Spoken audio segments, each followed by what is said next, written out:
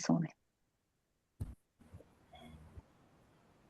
Bueno, ahora sí, oficialmente buenas noches, bienvenidos y bienvenidas todos al primer Ateneo del año de la Sociedad Argentina de Medicina Narrativa. Sigo admitiendo gente.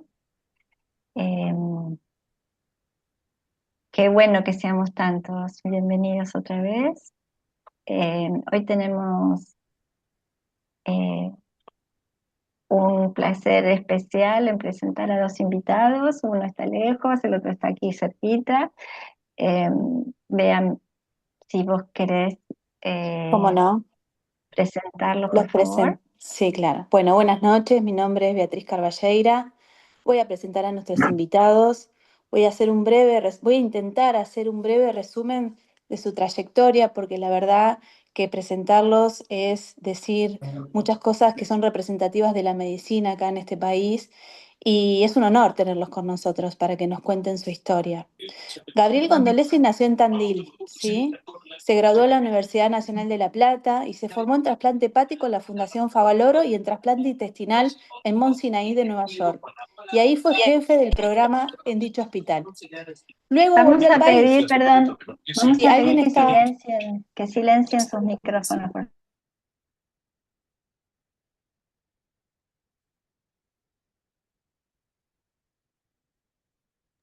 Vea, vos no te Bien. silencies porque no te escuchamos. No, yo la silencié, pero mucho. Ah, No, pero digo para parar todo el ruido que había, pero un cachito que Sí, sí, no le encuentro. Ahí es que estoy, acá estoy, acá ahí estoy, está. acá Dale, estoy. listo, Bueno. dale. Gabriel actualmente es director de trasplante hepático pediátrico y director asociado de trasplante intestinal en Washington, desde nos está hablando hoy. Hoy nos está hablando desde allí. Y está vinculado como expresidente y vicepresidente a muchas organizaciones internacionales y nacionales de trasplante. Y está con nosotros Julio Trentadue, que nació en Capital Federal y es médico diplomado de la UBA con honores, y es pediatra y médico intensivista pediátrico que se formó acá en el Hospital Garraham y en el Hospital Ricardo Gutiérrez. Fue codirector de la terapia intensiva del Hospital Británico y también jefe de la terapia intensiva del Hospital Alemán y jefe de departamento de pediatría de la Fundación Favaloro, que creo que allí fue donde se encontró con Gabriel Gondolesi. Actualmente es consultor en posoperatorios pediátricos de cirugías pediátricas del Hospital Posadas y consultor en los programas de formación de órganos sólidos de los niños del Hospital Argerich. Ambos, tanto Gabriel como Julio, publicaron muchísimas publicaciones, entre 100 y 150 publicaciones, 170 publicaciones, y tuvieron premios nacionales e internacionales ambos. Así que vuelvo a decir, para nosotros es un honor que hoy nos cuenten su historia y bienvenidos.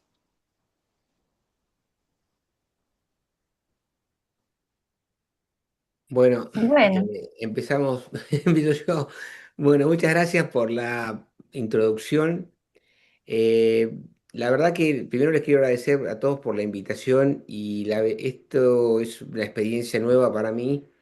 Creo que uno se siente confortable o cómodo cuando hace su trabajo diario en quirófano y por lo menos en mi caso, y está menos habituado a este tipo de tareas, por lo tanto, disculpen si no sale perfecta, pero bueno, la historia con Julio y este libro surge hace ya casi 4 años. Yo por mucho tiempo quise escribir un libro y trasplante o la especialidad de inmunología, trasplante y los aspectos técnicos, yo siempre consideré que estaba todo o mucho escrito.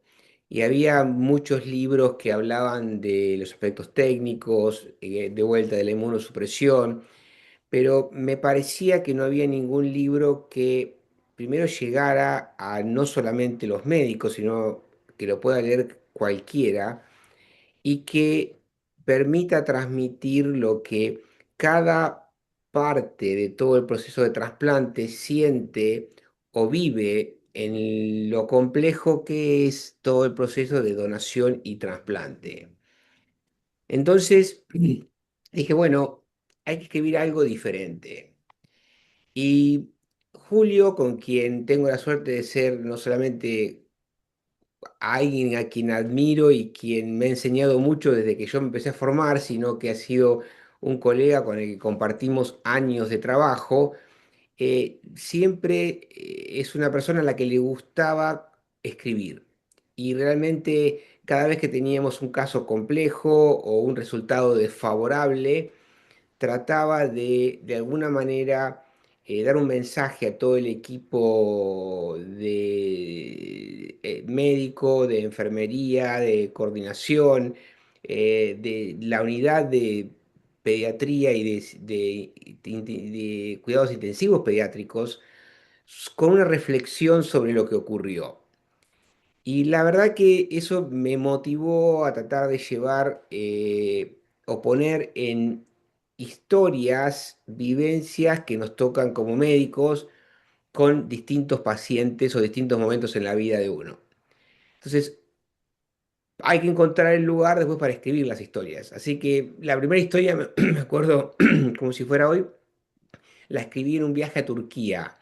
Entonces, como nos pasa a muchos, en el avión no me podía dormir y bueno, me puse a escribir una historia. Y esa fue la primera historia que tiene nuestro libro. Y bueno, luego me senté con Julio y le digo, Julio, me gustaría escribir un libro, ¿te gustaría ser coautor conmigo? Y así fue surgiendo el libro que se llamó finalmente Trascender.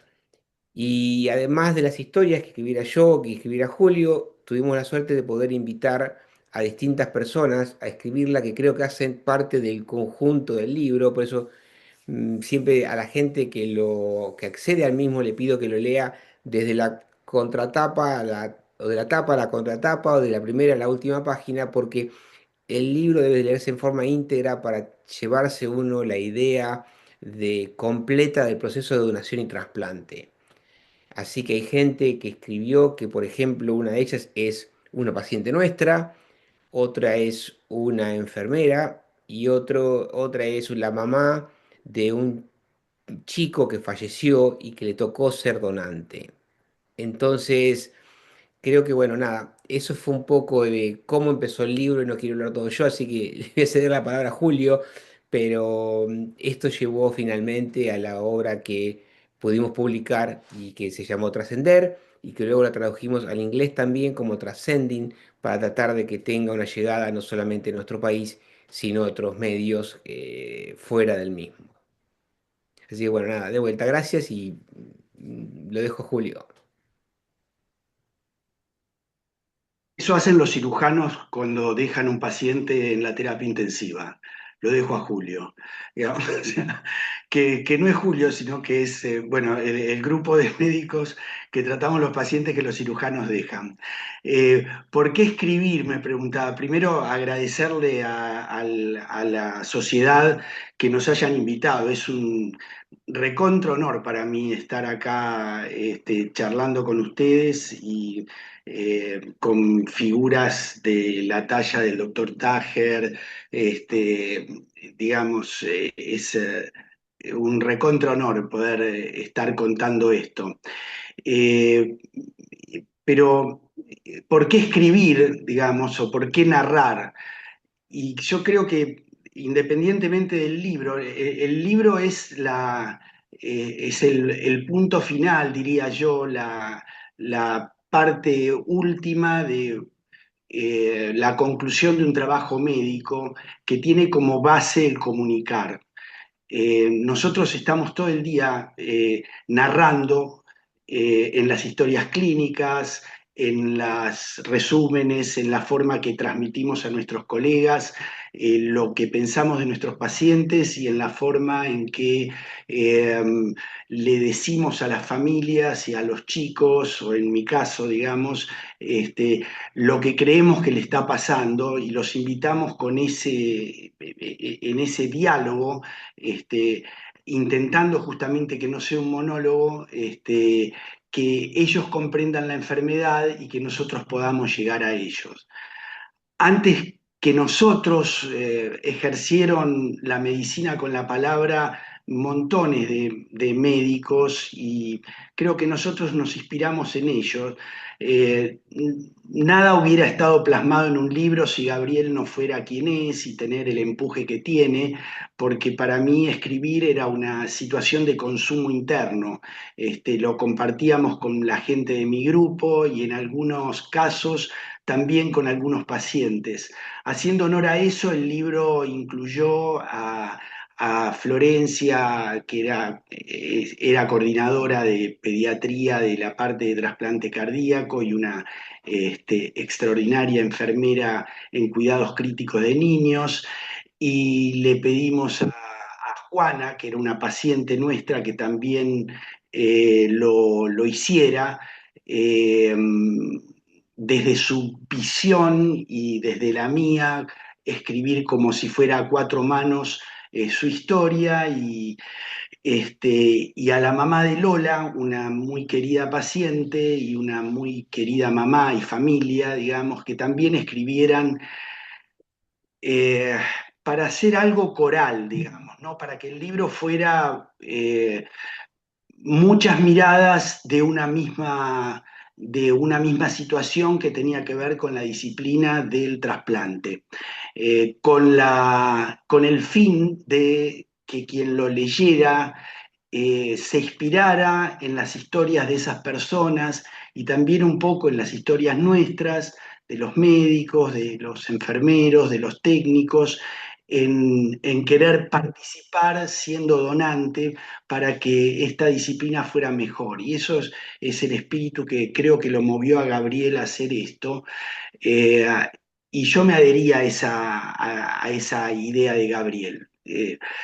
Este, bueno, nada, creo que escribir es una herramienta extraordinaria, que ustedes como sociedad lo levanten, tiene algo, eh, tiene algo medio lacaniano, ¿no? La sociedad se llama Samen.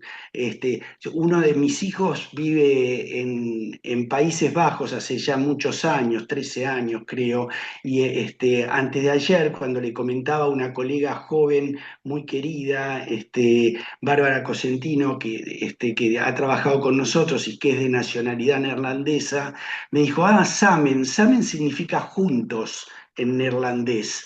Este, y, y entonces empecé a unir cosas como nos suele pasar, y bueno, creo que es un buen motivo estar juntos. Y me callo porque estoy derivando a cualquier lado, así que esa es un poco mi historia de por qué contar el libro.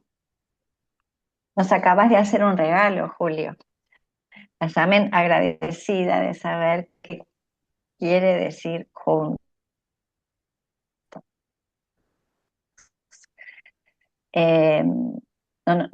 Nos encanta saber de la relación que tienen y de cómo ha surgido este libro y tienen la libertad de ir contándonos cómo fue ese proceso, qué pasó después, qué efecto tiene ahora, cómo impactó el escribir este libro en su profesión, en su manera de seguir tratando a pacientes, lo que ustedes quieran compartirnos luego de este primer rato de que ustedes van a hacer su presentación. Nosotros vamos a abrir a las preguntas y todo el mundo va a tener oportunidad de, de preguntarles algo, de dar su opinión o su reflexión, ¿no? Así que sigan como Sí. van, que van muy bien. Yo quería agregar algo que me parece interesante. Cuando hicimos las historias, hay algo que los médicos respetamos mucho, que lo llaman el habeas data, que es el respeto a la identidad del paciente, ¿no es cierto? Y las historias son reales, entonces una de las cosas que hicimos fue escribir a cada protagonista o la familia de los protagonistas, porque no todas las historias son felices, para contarles el proyecto que teníamos. Entonces le enviamos a cada uno el capítulo que correspondía. Primero para obtener la aprobación de ellos, para que los protagonistas se llamen como realmente se llamaban y no tengamos que inventar un nombre cuando cada individuo era un individuo real. Y segundo, nos pareció bueno invitar a cada familia a que manden fotos de cada uno de esos protagonistas para incorporarlos en el libro. Y la verdad que fue fascinante ver no solamente el hecho de que cada una de los protagonistas o la familia nos mandaban el ok, sino que además nos mandaban una colección de fotos, de la cual tuvimos que pedir que elijan algunas. Y fue parte de la tarea, que por eso lo cuento, interesante del diseño del libro, y es que cada foto se convirtió en un gráfico en blanco y negro, como para darle cierto grado de atemporalidad, es decir, que cuando se lea entre ojalá 10, 20, 30 años, las figuras son las mismas, pero vienen de fotos que la familia o la persona nos dieron. Y así fue que el libro salió con todas imágenes en blanco y negro, pero elegidas por cada paciente. Y después tuvimos que confeccionar las tapas y un poco tienen algo de historia personal, porque las fotos de los libros tienen acá, reflejan una foto con mi equipo haciendo una de las últimas cirugías en la Argentina, y la versión en inglés tiene la primera cirugía que me tocó hacer con quien fuera mi mentor cuando volví a Washington.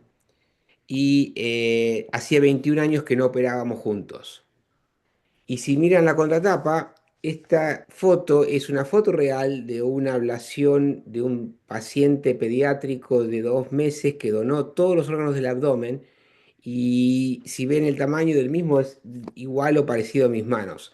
Entonces, para no impresionar a la gente, también los convertimos en gráficos.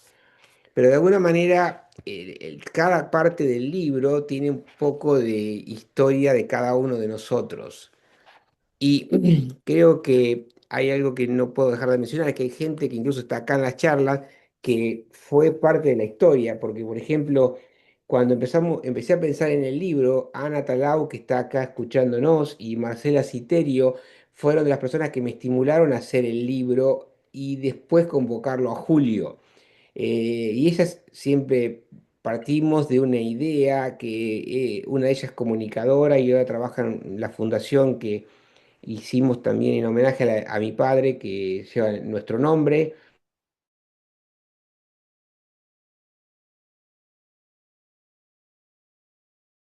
como, bueno, Alejandra, que fue paciente nuestra dos y que es parte del libro, y cuyo esposo, Ricardo, con quien se ha convertido en un gran amigo, descubrimos que tiene una gran capacidad en lo que es la edición de trabajo. Y él fue el editor del libro y le dio la forma al libro. Y bueno, él sigue hoy haciendo trabajo con nosotros en la página web de nuestra fundación y demás. Pero bueno, nada, creo que es lindo contar cómo se llegó a un libro con la colaboración de mucha gente, todos amigos, muchos de ellos pacientes, y creo que esto a mí me llevó a, nada, a motivarme en seguir adelante, avanzar en la traducción y llegar a producirlo y que hoy esté disponible.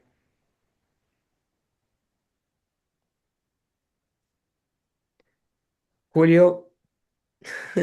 Eh, no quiero repetirme, así que no sé si por ahí vi entre los que participan están autores, está Florencia Espada, que tal vez tenga seguramente algo para decir de por qué escribir, por qué ella, si a ella le pasa lo mismo que a mí.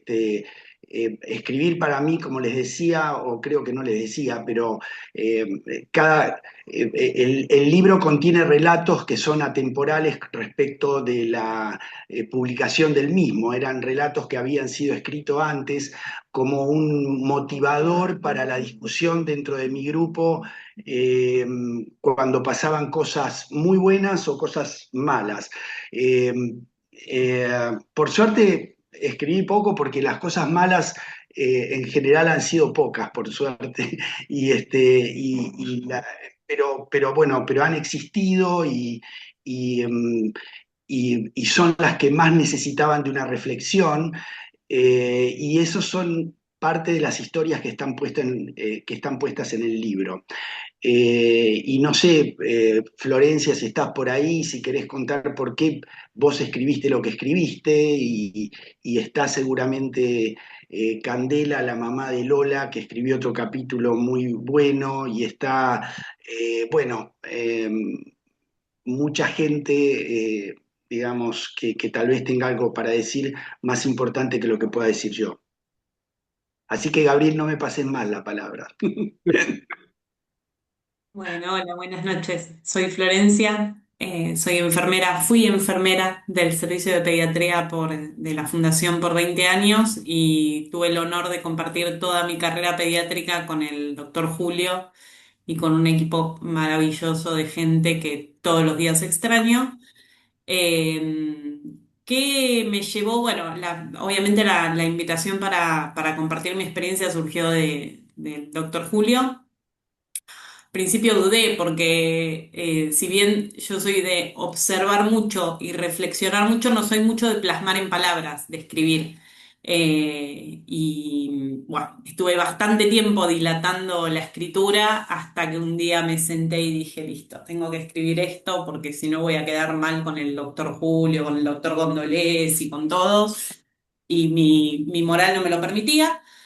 Así que fue compartir un poco mi experiencia de todos esos años que fueron mutando en mi profesión, de empezar solamente en la terapia intensiva, de ver pacientes dormidos que no hablaban, de incluso compartir poco con las familias, a ir creciendo en el desarrollo de mi profesión y empezar a acompañar tanto a los pacientes como a las familias desde otro lado. Y el proyecto fue súper interesante porque, así como decía el doctor Gondolesi, ni bien empezó su charla acá, era un libro que estaba dedicado a que lo pueda leer cualquiera. Yo, aparte de la medicina, me desarrollo mucho en educación, tengo muchos amigos docentes y trabajo en docencia también y creo que le repartí más copias a todos mis amigos docentes porque sentía la necesidad de que conozcan este mundo desde otro lado.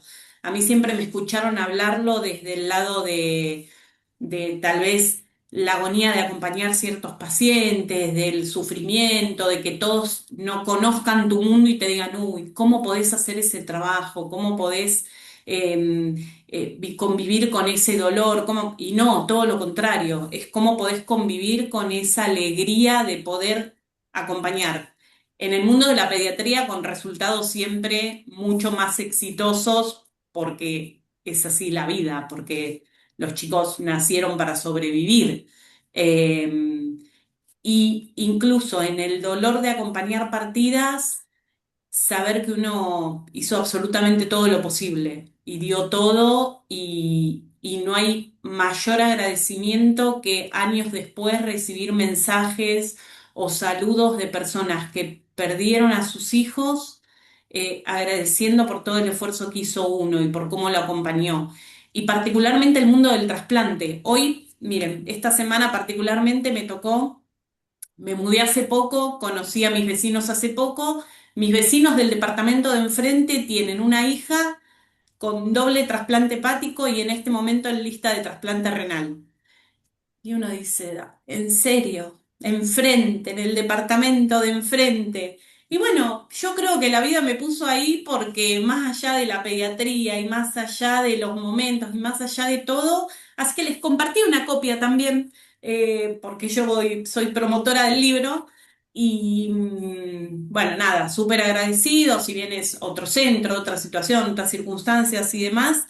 eh, Siento que es algo que tenemos que continuar compartiendo y poder acompañar y nada, es mi experiencia y yo en el relato hago o intenté hacer reflejo no solo de mi experiencia, sino de mi visión de todos mis compañeros y todos mis colegas y mis colegas y todos mis amigos de cómo cada personalidad y cada función y cada paso que dimos en el acompañamiento es igual de importante, igual de relevante en el tratar y acompañar a estos pacientes.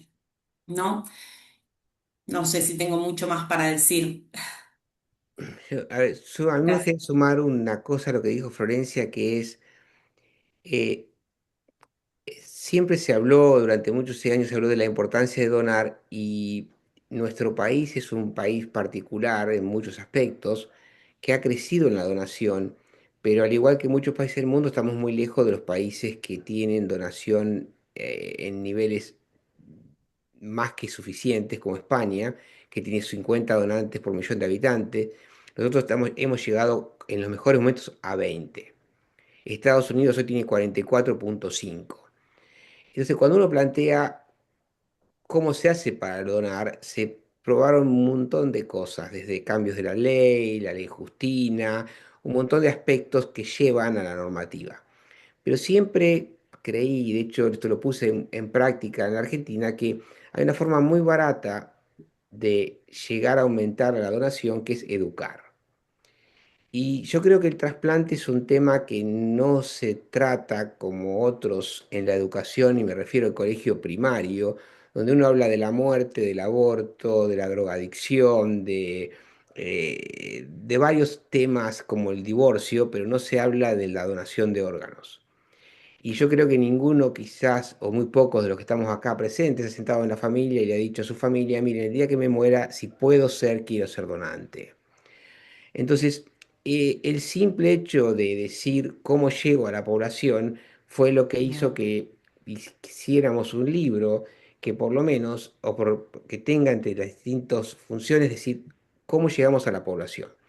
Hoy en día en la Argentina hay más de 50 facultades de medicina y solo 5 tienen asignaturas dedicadas a la donación y el trasplante.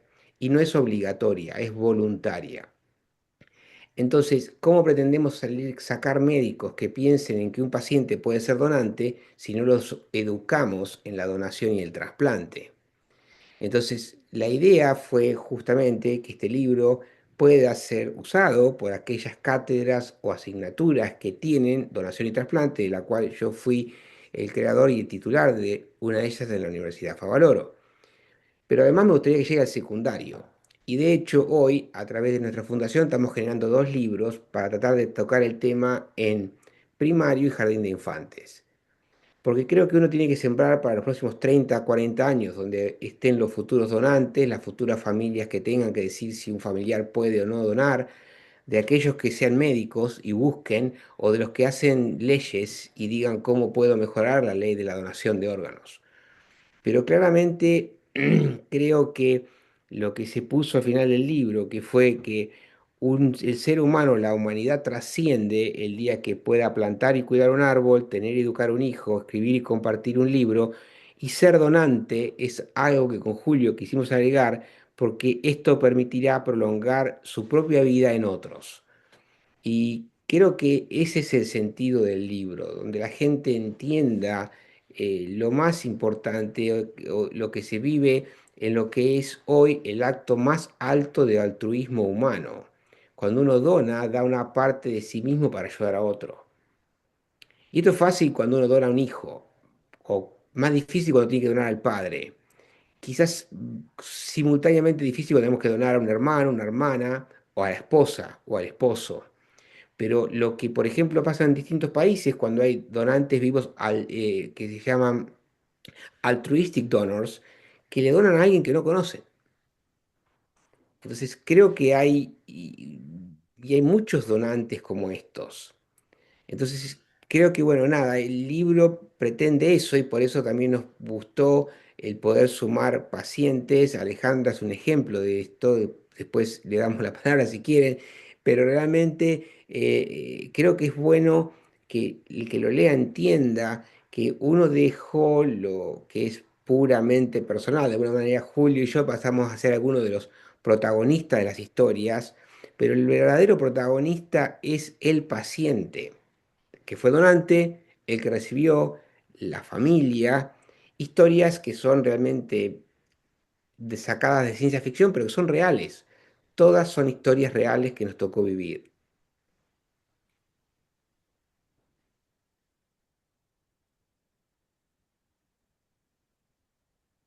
Alejandra, no sé dónde estás, si eh, querés decir algo.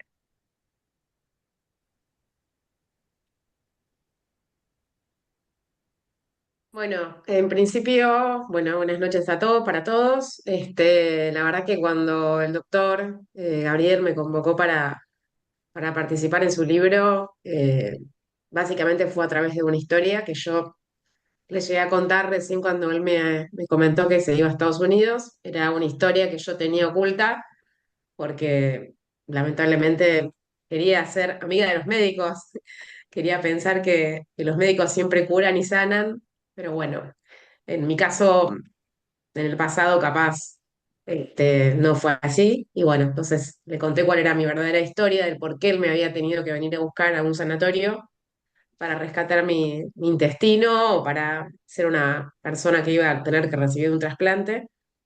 Y bueno, cuando le conté mi historia, él me invitó a participar de un capítulo y bueno, por supuesto no lo dudé, me sentí como muy orgullosa. Obviamente fue un momento de mucho pensamiento interno, de mucha revolución, de mucha emoción. Y bueno, allí fue como pude contar mi historia a través del libro. Y bueno, agradecida que el doctor me invitó y más agradecida de que mi marido haya podido ayudar con lo que fue la creación del libro y todo eso. Así que contar ahora la historia no tiene mucho sentido porque no voy a spoilear, pero bueno, la verdad que fue así, gracias a Dios, obviamente que estoy bien, viva y sana, porque hubo una persona que tomó la decisión de donar los órganos de su, de su familiar y bueno, todo llegó a tiempo. Y obviamente agradecí al doctor Gabriel que básicamente salvó mi vida. Así que bueno, por eso también estoy acá. Pero bueno, sí, fue muy, muy orgullosa de haber participado, de estar en este mundo, digamos, en este mundo tan lindo que es, bueno, entender lo que es la donación de órganos y saber que le puede pasar a cualquier familia y en cualquier momento de la vida.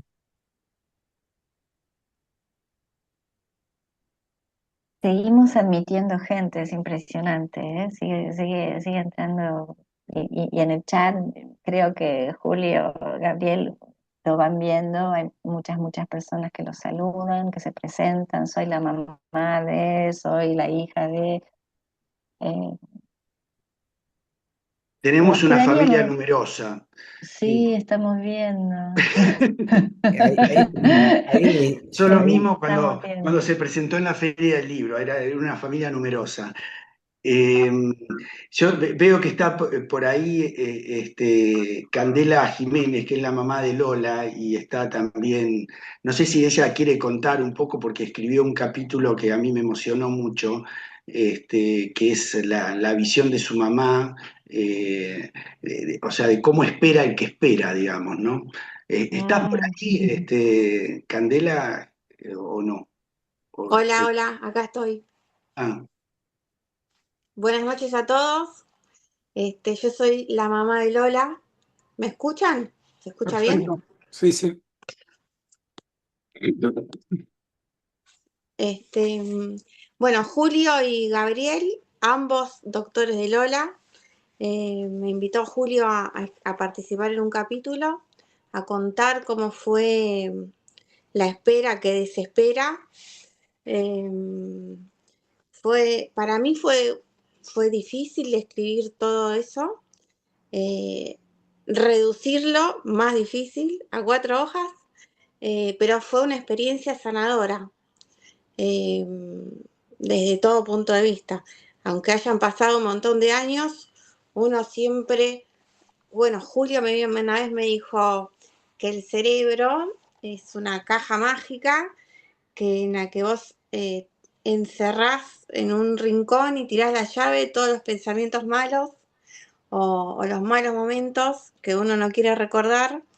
eh, y bueno, hubo que abrir la caja, hurgar, y bueno, salió un capítulo lindo, me parece, nada dramático.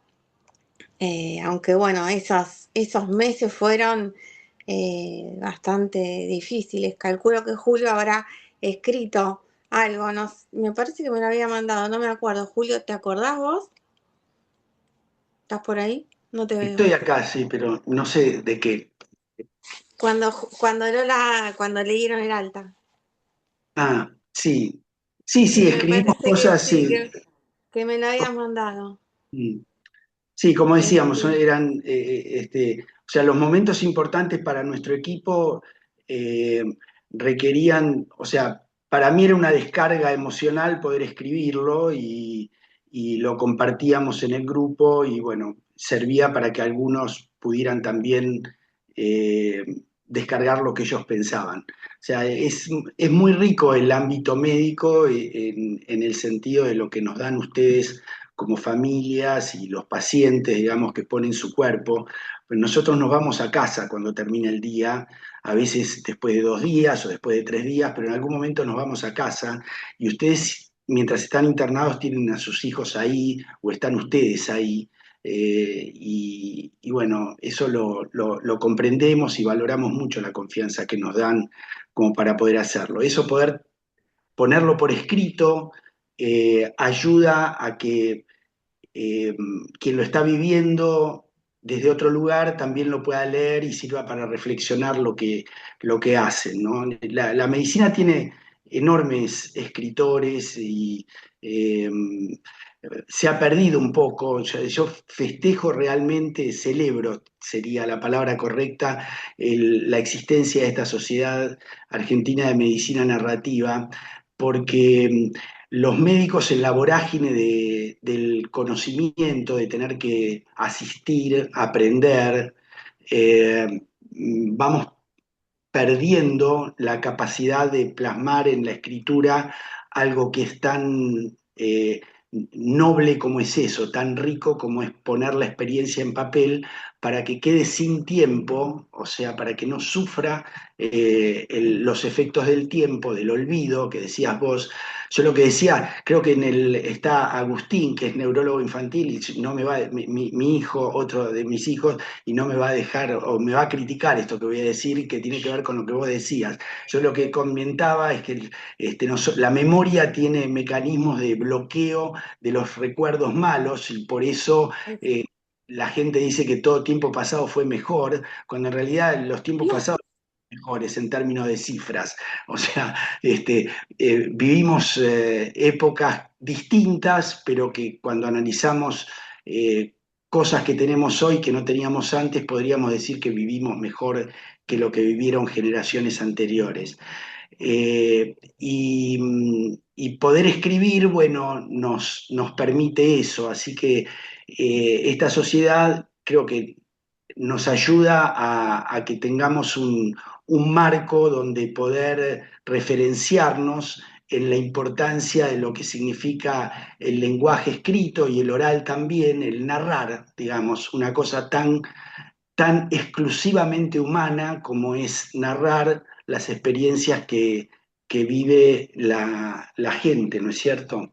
Y todos nos habremos inspirado en alguien, en algunos, en maestros, desde autores médicos a nuestros residentes superiores, el que escribía bien y mirar su historia clínica y entonces inspirarse en él en cómo escribía para poder decir del paciente que compartíamos algo parecido y poder en una de esas influir en algún otro residente que venía por abajo para que leyera nuestra historia cuando se reinternaba el paciente y sintiera placer al leerlo en un momento tan duro como son las 2 de la mañana y uno tiene un ingreso y tiene que comprender la historia de ese niño que está internando.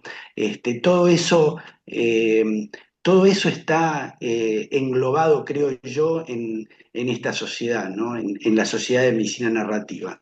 Y nuestro libro, el que escribiste vos, que escribió Gabriel, el que escribió, este, bueno, eh, los autores de este de este libro que nos dio muchas alegrías hasta ahora y sobre todo muchas emociones, tienen que ver con eso, tienen que ver con lo que nos provocaron los pacientes, y lo que nos provocó nuestras vivencias cuando pasábamos estas circunstancias.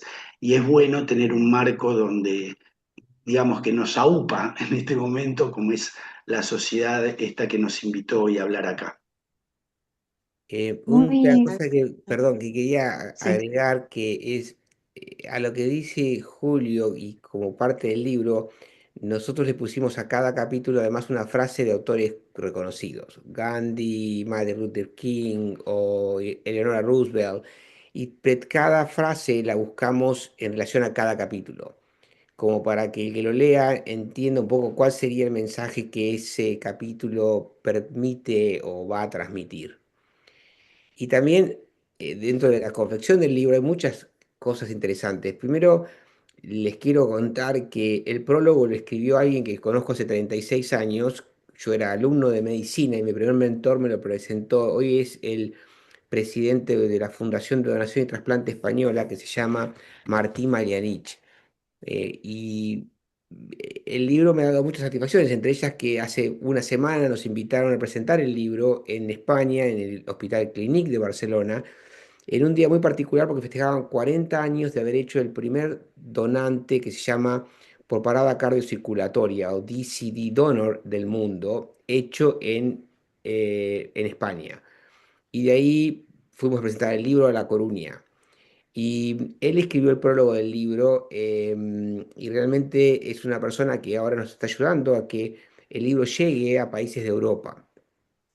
Y de la misma forma, cuando nos tocó terminar el libro, creo que Julio y yo lo hicimos ver por gente de nuestra ultra confianza. Entonces, por ejemplo, la primera editora del libro fue mi hija, Florencia, que hoy estudia comunicación acá en Washington y que hizo la primera lectura crítica. Carolina, mi esposa, y con quien hemos compartido años de trabajo en la fundación, ella es la jefa o la hepatóloga y gastroenteróloga pediatra, revisó también cada capítulo. Y realmente luego tuvimos el apoyo de gente que bueno, tienen una editorial y nos dieron un apoyo diciendo, nosotros los vamos a apoyar a hacer un libro, pero no creemos que nuestra editorial beneficie al libro en sí, porque tocamos temas distintos. Pero sin embargo nos abrieron la puerta. Ellos son el señor Pollack y su hija, y nos abrieron realmente la puerta para que tenga una revisión editorial profesional. Y lo hicieron de forma totalmente voluntaria y sin ningún interés económico. Entonces creo que este libro para mí me dejó muchas historias que reflejan los valores de cada uno de los que lo hemos hecho realidad. Y lo que más me sorprendió cuando fuimos a la Feria del Libro, porque creo que lo que más sorprendió fue que en la feria la gente se sorprendía de ver los protagonistas en la feria. Es decir, no es común que uno presente un libro donde se paran a hablar las personas que son protagonistas de sus capítulos. Y eso fue el objetivo del libro, es decir, que se pueda ver que cada una de las personas que cuentan o que contamos su historia existe. Y Mm. si la persona no nos ha podido acompañar porque falleció, su familia estaba presente en el evento. Y eso tiene un valor mucho mayor para nosotros, porque implica el afecto, aplica lo que uno transmite, y no es uno solo, es todo el equipo que atiende a un paciente determinado y contiene a la familia para que pueda estar por lo menos presente en el momento en el que se va a hablar de una historia de alguien que fue un ser querido o que fue un donante de órganos. Si les parece, Gabriel, Julio, vamos a, vamos a invitar a los Sí, presentes a que puedan eh, hacerle sus comentarios, sus preguntas y seguramente algunas de las cosas que todavía ustedes pensaron que podrían decir, van a encontrar un motivo en alguna de las intervenciones de los participantes. Así que el que quiera empezar, levante la mano, háganos saber y les vamos dando la palabra.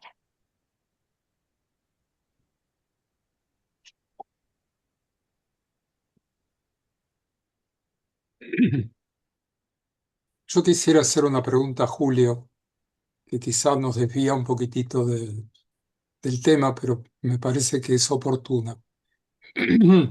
Nosotros tenemos la sensación, se ha publicado, por ejemplo, recientemente una encuesta en cardiólogos, de que una alta tasa de deterioro en los profesionales de la salud, de burnout, y en pacientes, en profesionales de cuidados intensivos, esto se ve incluso con mucha mayor intensidad en muchos contextos. Nos decía antes, Gabriel, que vos tenés una vocación hacia la escritura y por lo que estuviste comentando, has tenido una tradición de escribir y compartir con colegas.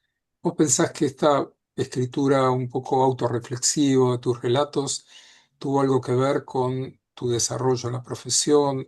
¿Podrías hacer alguna reflexión alrededor de esto que te comento? Nosotros creemos que la escritura autorreflexiva, el diálogo entre colegas, el análisis de las historias de enfermedad, puede hacer al placer de esta hermosa medicina con la que se mostró recién, esta hermosa familia de médicos, pacientes y familiares que no siempre se puede plasmar, pero pensamos que esa escritura puede ayudar. Pero me interesaría conocer tu opinión y tu experiencia. Sí, absolutamente todo. Primero, el hecho de que los profesionales estamos sometidos a mucha presión y eso, eh, desgraciadamente, mina el motivo por el cual entramos a trabajar en lo que soñamos.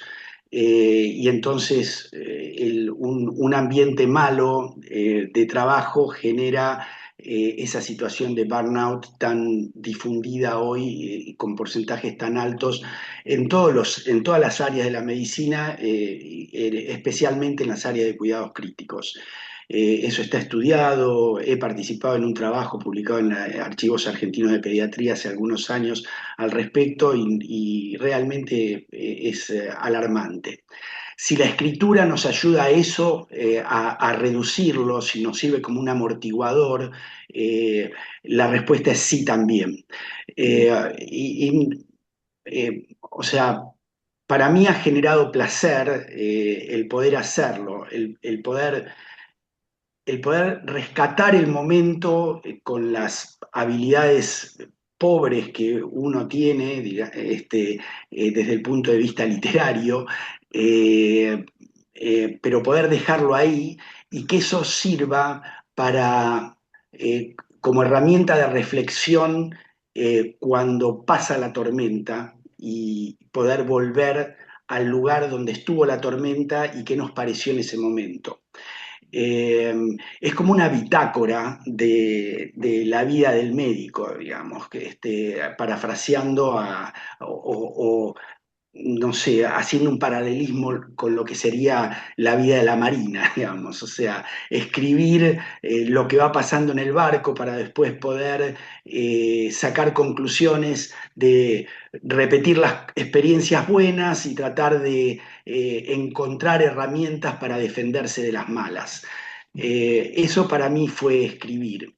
Eh, Hay muchos médicos que nos inspiran en esto. Hay que leer un poco quienes nos precedieron, ¿no? Y quienes fueron hitos en la historia de la medicina. Para mí un gran inspirador fue, por los cambios que generó, fue Florencio Escardó.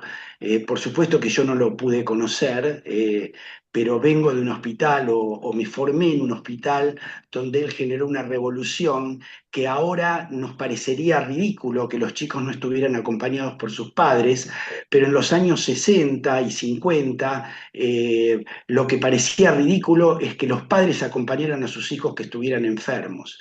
Este, eh, Él escribió 22 libros sobre la profesión, pero sobre una mirada, con una mirada lateral de la profesión. O sea, escribió libros, por supuesto, desde el punto de vista técnico o cosas técnicas, pero tenía la grandeza de poder escribir desde, o sea, desde el lugar de lo que se siente, desde el acompañamiento a los padres, y aparte tenía la virtud de poder ser un literato y escribir columnas con un seudónimo en los diarios, con el seudónimo de Piolín de Macramé, y que eran cosas grandiosas. Pongo eso como ejemplo porque nos toca desde la pediatría.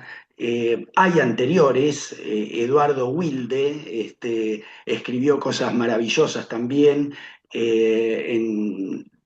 a fines del siglo XIX y principios del siglo XX, creo, si no me pone mal la memoria, y creo que en todos uno rescata esto mismo, ¿no? Son distintas épocas, pero sirve como un catalizador de la angustia que genera el vivir las cosas que tenemos que vivir.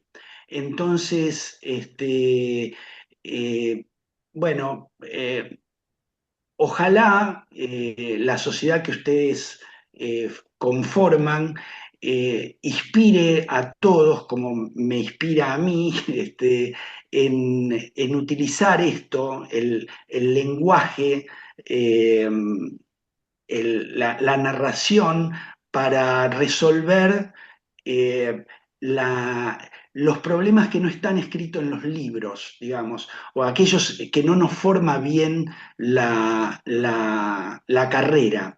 Gabriel decía hace un rato que la carrera no nos forma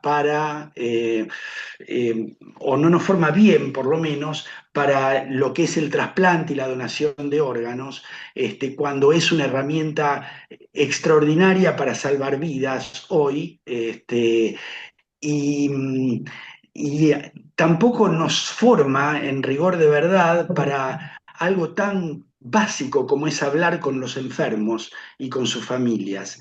Y eso lo tenemos que ir haciendo a través de ver, de la experiencia y de aprender de nuestros colegas. Y yo aprendí de ellos, aprendí de la historia clínica, aprendí de Florencio Escardó, aprendí de reflexiones suyas, eh, digamos, que se dedica a esto hace mucho tiempo, de presentaciones de libros en las que usted ha participado, de colegas como Miguel de Azúa, donde él escribe las intersecciones entre la ciencia y la literatura, por ejemplo, y donde nos vemos reflejados. Cuando uno lee eso, uno dice, estas son cosas que a nosotros nos pasa.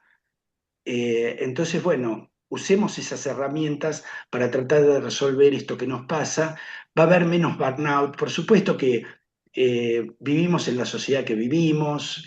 Cuando terminemos esta satisfactoria charla para mí, por lo menos, de escucharlos a ustedes, eh, vamos a volver al mismo mundo, nos sonará el teléfono, tenemos los mensajes que entran de los problemas de los lugares donde estamos.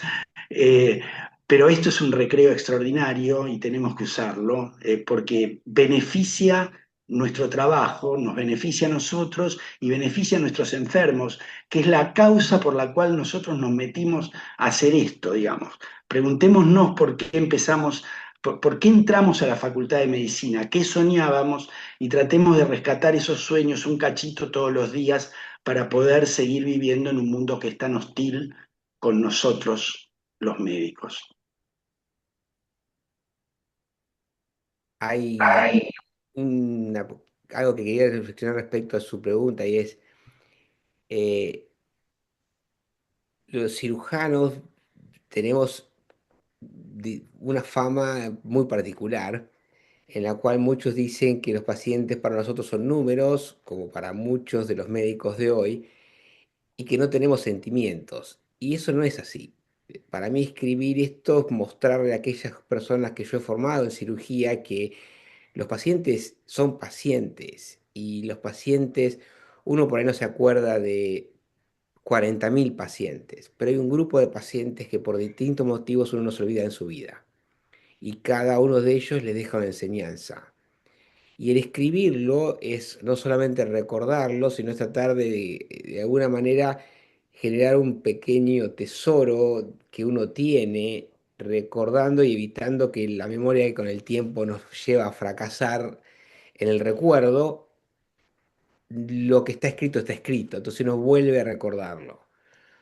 Entonces creo que además vivimos en una época en la que hoy yo dudo de mucho de lo que lo escribe que no lo haya escrito la inteligencia artificial. Este libro fue escrito por la inteligencia emocional.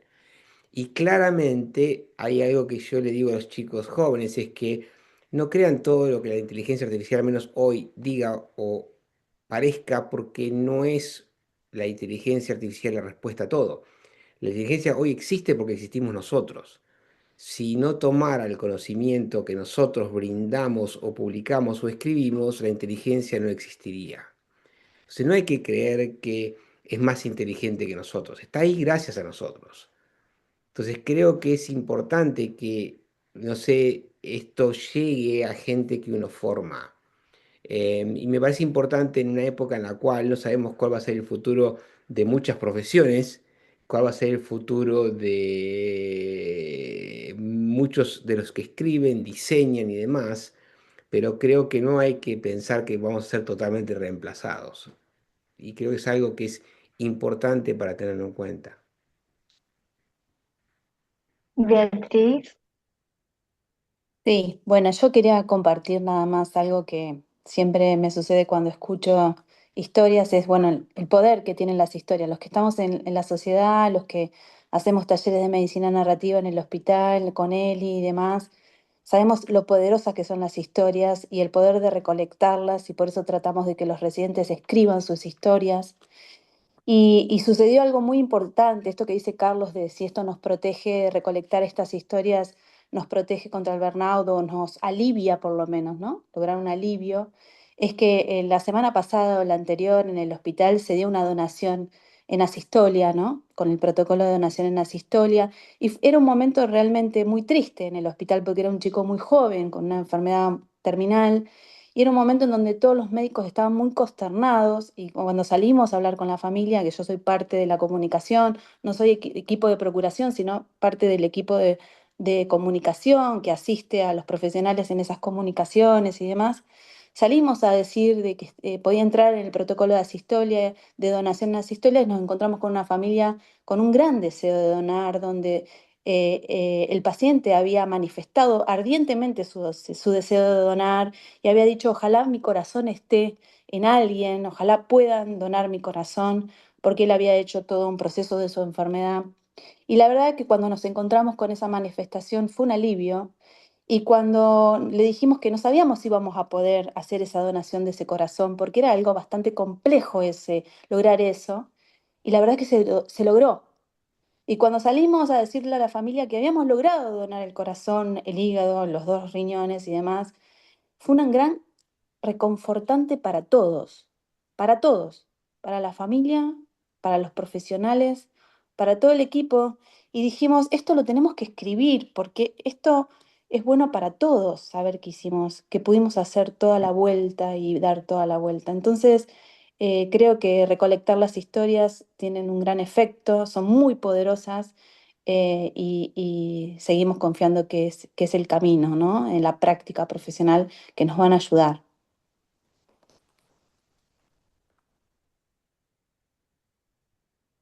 Gracias, ¿eh? Yo una cosita quería agradecer, que la vi por ahí, después desapareció a la doctora Cherniaski, que fue quien primero nos contactó para presentarnos su grupo. Primero por haber leído el libro, que le haya gustado, eso fue lo que me dijo, y que lo haya acercado a ustedes para estar hoy acá. Así que no podía dejar de reconocerla. Con ella trabajamos también mucho y hemos compartido muchos momentos. Así que muchas gracias.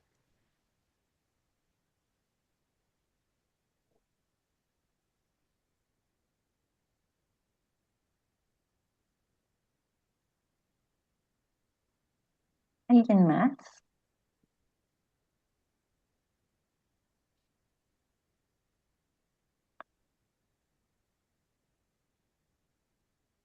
Mientras yo los escuchaba pensaba una cosa que, ahí está Jorge también. Pensaba que cuando nosotros recordamos, no solamente reconstruimos lo que de verdad pasó, porque nuestra memoria no es reproductiva, o sea, no hay un cassette que se pone un play y empieza a rodar, sino que necesariamente eh, el recuerdo tiene que ser completado, tiene que ser reconstruido y ese es un proceso creativo también. Y me preguntaba si en el acto de escribir sus historias, ustedes como médicos, los familiares que se presentaron, los pacientes que se presentaron, encontraron esa posibilidad de sentir que no solo estaban recordando, sino que descubrían o creaban en esa situación del escribir algo que los enriqueció, que los transformó de alguna manera, ¿no?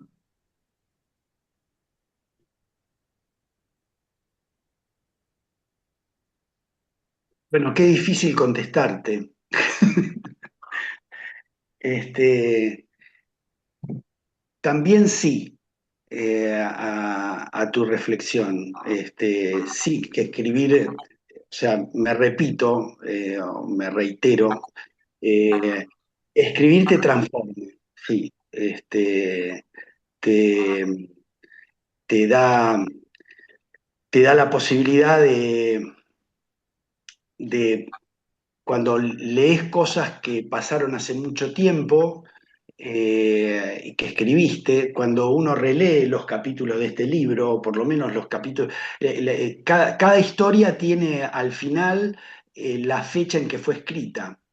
Y cuando uno lo leía y pensaba desde la óptica de hoy, no había pasado tanto tiempo y las historias son comunes y quedan grabadas en la memoria, pero otra vez lo mismo, la memoria tiene esos mecanismos de perdón para el sufrir, y entonces lo vemos por ahí desde otra manera. Así que sí, yo creo que tiene una capacidad de transformación porque primero nos permite huir del anacronismo. Eh, Escribir algo y leerlo tiempo después, con la cabeza que uno tiene tiempo después, como somos nosotros, el que escribió y el que lee es el mismo, uno se mira en dos momentos de su vida distintos, y entonces trata de evitar el anacronismo y eso lo aplica a otras cosas de la vida. O sea, nos entrena probablemente a no tener conceptos anacrónicos para otras cosas y decir qué barbaridad lo que pasaba en ese momento, qué sé yo, no sé. Porque las herramientas que teníamos en ese momento eran las herramientas que teníamos en ese momento.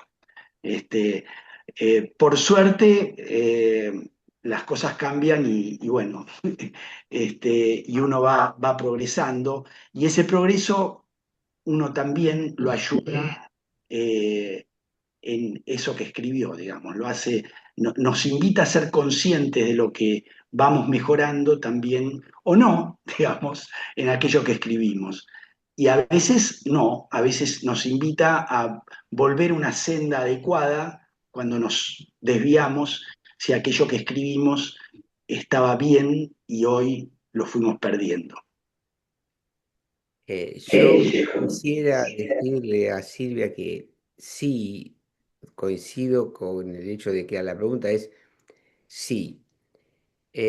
Las historias que yo escribí trataban de cubrir un espectro de muchos años. De hecho, la primera historia relata o me hizo recordar el motivo por el cual cuando yo estaba en Estados Unidos decidí volver a la Argentina en el 2006 y dentro de los muchos responsables uno de ellos es Eduardo, que estaba acá en esta reunión también. Y claramente mi decisión de volver fue porque trasplantamos en Estados Unidos el primer chiquito argentino que requería un trasplante cuando en ese momento no se hacía todavía en la Argentina. Y el volver nos llevó a conocer 44 pacientes que necesitaban trasplante. Y a lo largo de la historia, de estos 18, 19 años que estuve en la Argentina, las historias fueron sucediéndose y para mí era una forma de tratar de plasmar o ver lo que uno pudo de alguna manera contribuir en sus pacientes con hacer cosas que eran novedosas o que uno podía tratar de brindar nuevos procedimientos. Y al final estaba también en una de las últimas historias un poco una reflexión de que no fue nada fácil, porque 18 años después o 19 años después y con 56 años tomamos la decisión con nuestra familia de volvernos a Estados Unidos. Entonces creo que uno toma cuando escribe, le sirve también para reflexionar sobre su propia vida, lo hecho, y es una forma de no borrar recuerdos y de seguir aprendiendo y recordar puntos específicos, llamo hitos en la vida de uno. Yo hoy tengo escritos en PubMed 203 publicaciones. Ninguna me dio las satisfacciones que me dio este libro. Y eso es algo que para mí es muy importante porque era lo que traté de darle al libro, al menos en los capítulos que escribí, pero además con toda la historia que les conté de cómo logramos llevar a que se publique, que se presente y ahora estar acá. Así que yo les agradezco muchísimo este momento de poder contar nuestra experiencia.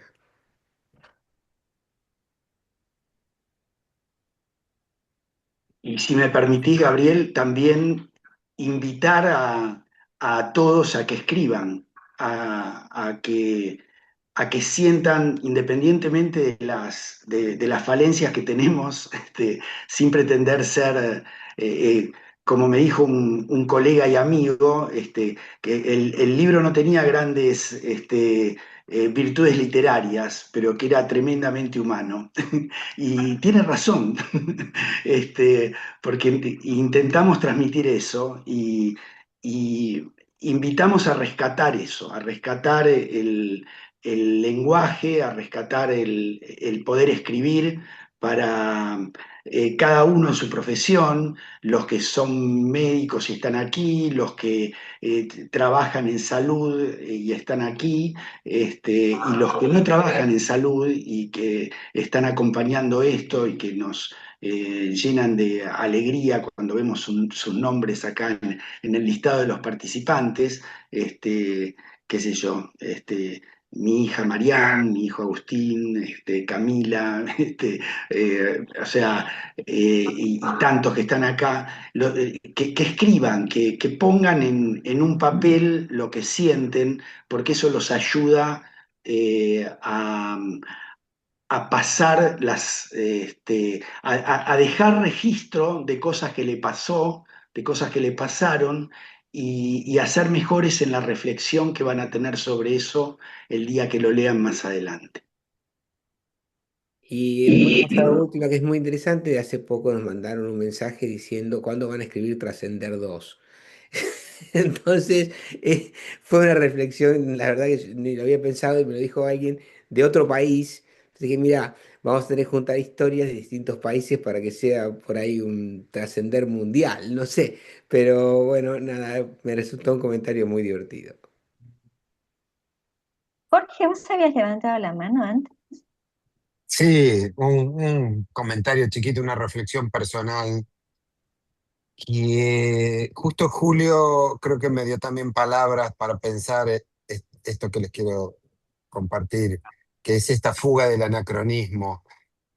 Porque cuando ustedes contaban cómo tomaron esas imágenes de cada protagonista de la historia y las pusieron en blanco y negro, y creo que Gabriel decía que un poco para que no nos confundiera, darle cierta atemporalidad, yo pensaba, qué cosa, algo de lo contraintuitivo que tiene esto de lo narrativo, que yo pensaba que era al revés, que era ponerlo en la temporalidad, haber hecho eso, porque eso permitía que la historia se mueva para adelante, que haya otro que la lea, que haya otro que la tome, que le pase algo a otra persona más, además de esa. Y entonces el flujo del tiempo va para adelante y esa es la fuga del anacronismo también, ¿no? Como que me doy cuenta de que antes y ahora y después soy otro y esa es la línea de tiempo de una historia, ¿no? Que es como lo que nos lleva para adelante, ese futuro que nos va permitiendo crear cuando rescatamos una historia, cuando la leemos, cuando participamos, cuando la reescribimos. Un pensamiento. Muy bueno. Bruno. Bueno, buenas noches para todos y agradecerles por esto que trajeron y que compartieron con nosotros. Eh, yo quería preguntarles a los autores y a quienes estuvieron participando hoy, con mucho respeto, hablaron ustedes de historias en donde la vida y la muerte se tocan y están cercanas, como casi la vida de casi todos nosotros todos los días, aunque lo querramos negar. Yo les quería preguntar qué aprendieron desde un punto de vista humano de acompañar mejor a los pacientes y también preguntarles que, lógicamente, cuando es un niño el que dona o recibe, la idea de trascendencia adquiere como una dimensión bastante importante y si podían ampliar un poco sobre eso y agradecerles y estoy curioso por leer este texto.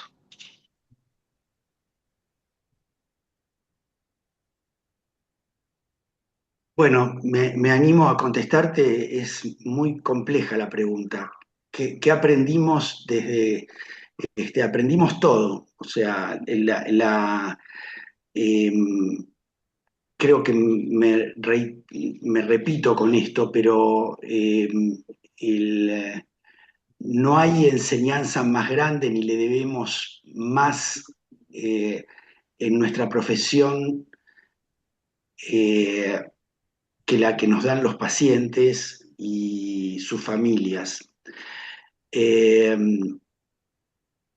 Muchas veces mi mamá me decía, por ejemplo, que por qué había elegido, ella estaba contenta que eligiera pediatría, le parecía lindo dedicarse a los chicos, pero ¿por qué? Pero no estaba tan contenta después cuando yo le contaba que hacía terapia intensiva pediátrica. Porque la idea de las terapias intensivas parecía, hace muchos años, era así, que era el lugar donde, o sea, era la estación final donde uno pasaba de estar vivo a dejar de estarlo. Eh, y, y yo me enojaba con ese concepto, porque justamente las familias nos fueron enseñando y el progreso nos fue enseñando que todo era, que las cosas fueron diferentes. Que la terapia intensiva es un lugar, yo diría, luminoso, donde no porque hay mucha luz, sino porque hay un halo que envuelve a un chico enfermo rodeado de sus padres y rodeado de cuidadores o cuidadoras extraordinarias, como son la persona más pegadita que tienen, que son los enfermeros que los cuidan. Y no sé, hasta en la oscuridad de la noche yo veía como una especie de halo alrededor de ese núcleo.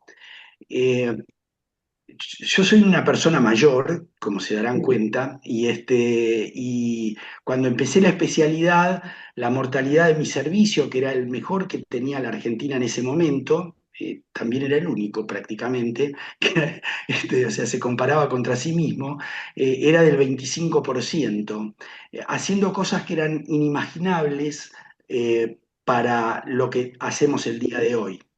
Y en los últimos 10 años en el servicio que trabajamos, la mortalidad, teniendo esos desafíos, estaba consistentemente por debajo del 1,4%. Entonces, ¿cómo ¿cómo no entender la enseñanza de ver eh, la, digamos, la forma en que los cuerpos más ajados se reconstruyen para que después nos vengan a visitar y los sigamos y nos cuenten sus historias, algunos de los cuales están acá o están sus padres? Este, ¿cómo no ser, cómo no mirar la vida desde un punto de vista bueno, desde un punto de vista optimista? ¿Cómo no mirarla con una esperanza de sentido aristotélico, ¿no? De, como decía Aristóteles, que la esperanza es el sueño de los que sueñan despiertos, o sea, aquello que se puede cumplir, digamos, no lo que no se puede cumplir. Eh, Así que no sé si hacia ahí iba tu pregunta, Bruno, pero me surge decirte esto como un mensaje, eh, como un mensaje muy favorable que fue para mí la profesión que ejerzo, ¿no? Yo le puedo Iba agregar, exactamente hacia, para contestarte, obviamente, iba exactamente hacia ahí y te agradezco la respuesta que además de ser clara y que contesta lo que te estaba preguntando, me abraza también la respuesta que me diste. yo quisiera agregar algo que para mí es importante decir, ¿qué aprende uno de las historias o qué aprende uno cuando escribe esto? ¿Qué aprende? Yo creo que lo que traté de aprender con esto es algo que hace mucho tiempo que eh, lo siento, y es que yo he logrado a lo largo de mi carrera tener admiración por los pacientes que uno trata. Y la admiración surge por el hecho de que cuando alguien tiene que hacer algo nuevo o algo innovador, uno puede poner su conocimiento de la ciencia, pero lo que pone el cuerpo es el paciente. Y nunca me ha tocado nada mejor que sentarme con pacientes a decirle, miren, a usted hay que hacerle esto, esto y esto, que es, por ejemplo, nada más y nada menos que cambiarle 8 órganos del abdomen, o decirle, tengo que hacerte un trasplante bipulmonar hepático, y decirle que nunca habíamos hecho uno, que era el primero. Entonces, claramente, es distinto ir a comprar una moto, que sea la primera moto, a sentarse con un enfermo y decirle, mirá, hay que hacerte esto. Y después no solamente decirlo, sino hacerlo. Y hacerlo y tratar de que te vaya bien. Y después tener la responsabilidad de cuidar a un enfermo que además puso su vida en tus manos. Por eso muchas veces pocas carreras de un ser humano tienen la posibilidad de transmitirle a uno mismo qué pasa cuando se le muere un enfermo en quirófano. Y no hay muchas experiencias que puedan ser como estas vividas o transmitidas. Y de hecho, cuando el doctor Tajer hablaba del burnout, por suerte no se nos mueren muchos enfermos y por suerte uno tiene la posibilidad de hoy ofrecer trasplantes de los más complejos y con supervivencias por arriba del 90%, pero nunca hay que olvidarse que siempre hubo uno primero. Y en general los primeros resultados no siempre fueron los mejores. Entonces uno después se encuentra con el segundo desafío, que es seguir avanzando, seguir intentándolo. Entonces esas son diálogos que a veces son difíciles de tenerlos, son difíciles de transmitirlos, son difíciles que se entiendan. Y hay muy poca gente que se pone en el lugar de uno como médico cuando tiene que sentarse a explicar al enfermo y cuando tiene que ser honesto y decirle, te podés morir. Y eso es algo que me ha llevado en la vida, por eso mismo, a admirar y respetar a mis pacientes. Y creo que es lo que trato de transmitirle siempre a la gente, que uno le enseña lo que le gusta hacer todos los días. En mi caso es hacer cirugía de alta complejidad y trasplante. Pero hay que transmitirlo y eso la inteligencia artificial no lo transmite. Muchas gracias a los dos por las respuestas.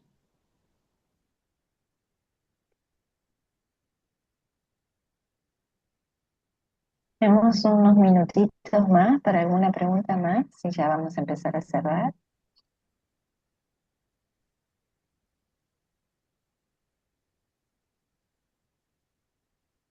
Creo que están más con hambre que con ganas de seguir preguntando. No proyectes.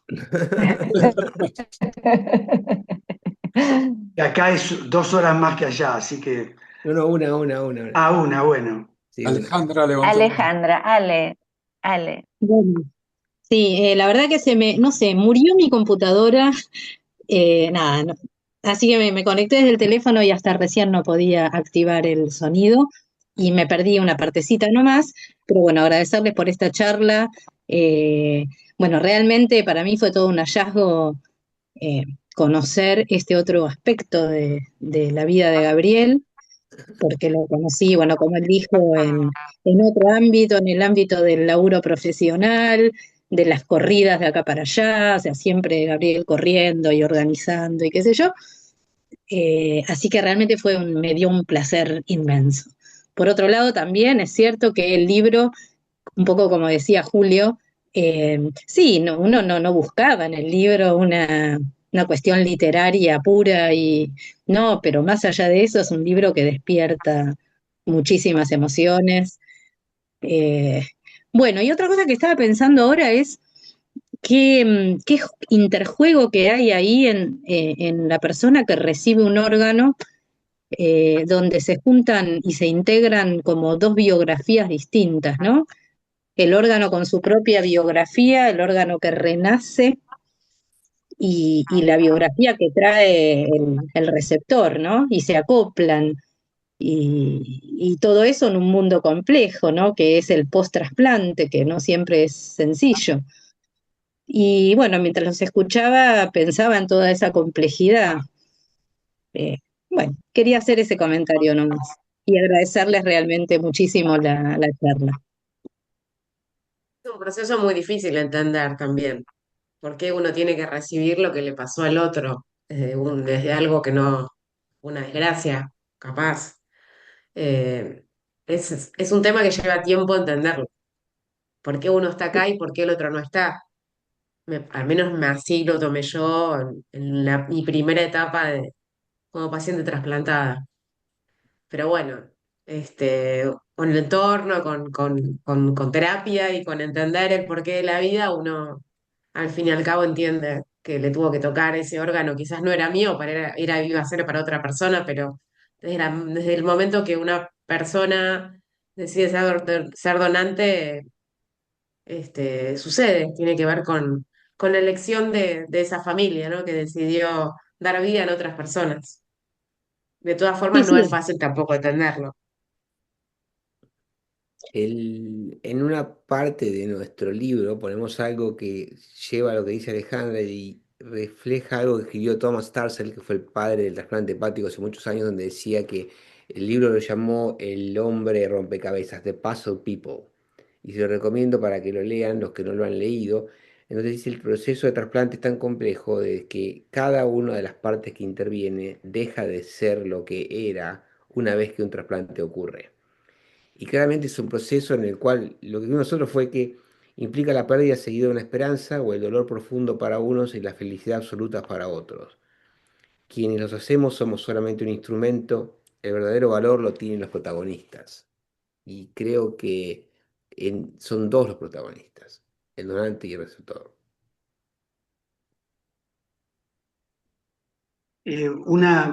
Déjenme hacer una acotación a la riqueza de Alejandra Valdés y a la pregunta extraordinaria de Alejandra Cherniaski, digamos. O sea, se da acá un paralelismo que dos Alejandras me inspiran decirles algo que está en el libro y que tiene que... Hay una parte... eh,